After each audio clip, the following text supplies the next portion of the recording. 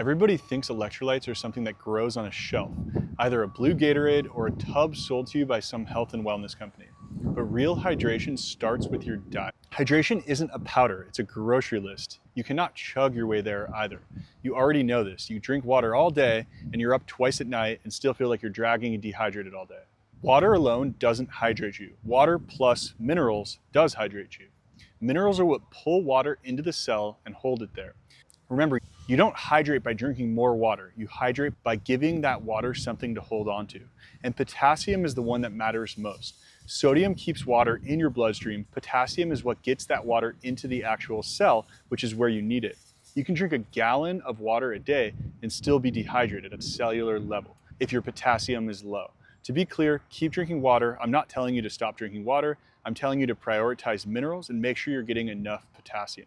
So I'm Jordan, I'm a certified nutritionist. I'm gonna show you 7 whole foods to prioritize to make sure you're getting enough electrolytes in your diet. We're going into sprouts today. Let's go in. So I'm starting off in the hydration section, and you can see it's a whole wall now of hydration products. They range from $32 up to $50 for about a month's supply. Let's look at what's in some of these products. So I'm making sure to be particular, I'm not showing you any specific brand here, but what you can see is these formulas, the primary ingredient is sodium. There's a very high amount of sodium in these types of products. And then we have potassium and magnesium. You'll see often sodium first.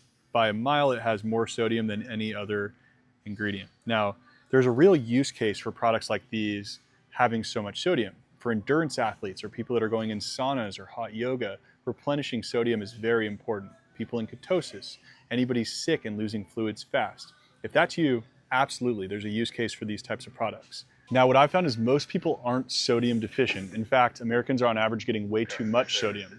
They're potassium deficient, and potassium comes from plants, not these packets on a shelf. And it's also not from blue Gatorade either. So to be clear, I'm not anti-salt. I'm anti-paying $45 for flavored salt. Your body doesn't run on just 3 or 5 minerals. It runs on 70 plus, which you'll find if you eat whole foods. Whole foods are packed with over 70 plus trace minerals, and often, including these foods I'm going to show you, they're very high in potassium, magnesium, and some of these important electrolytes that our bodies need for hydration. The 7 foods I'm about to show you bring the minerals and the water in the same bite, and that's the whole difference. Let's get into it. Number 1, whole young coconuts. This is the one that I actually want you buying. Around 95% water, roughly 600 milligrams of potassium per cup, plus its natural sodium and magnesium. Unfortunately, in California, our coconuts are wrapped in plastic. If you're on an island, just try to get it straight from the tree. A young coconut is a sealed bottle of electrolyte water that grew on a tree. And you get the meat, fat, and fiber, which slows the whole thing down so the water stays with you instead of just running directly through you. Now, if your store doesn't carry whole coconuts, coconut water is another good option.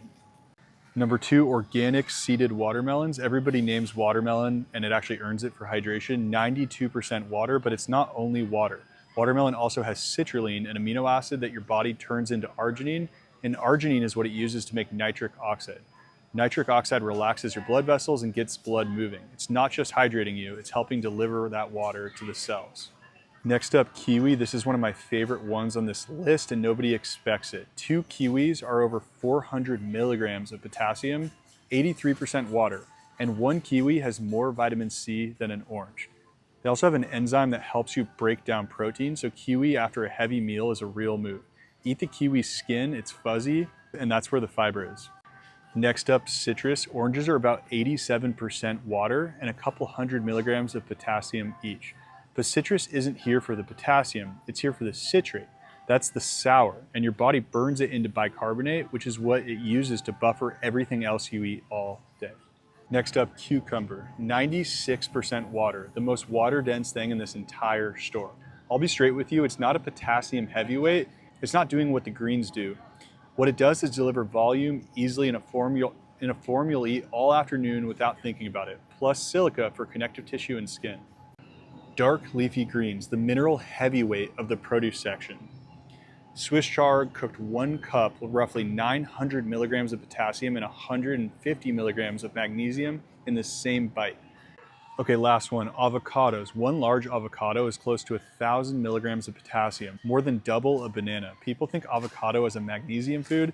It's about 60 milligrams of magnesium, which is great, but that's not the story. Some of those other foods I showed before are higher in magnesium, but for potassium, avocados are phenomenal.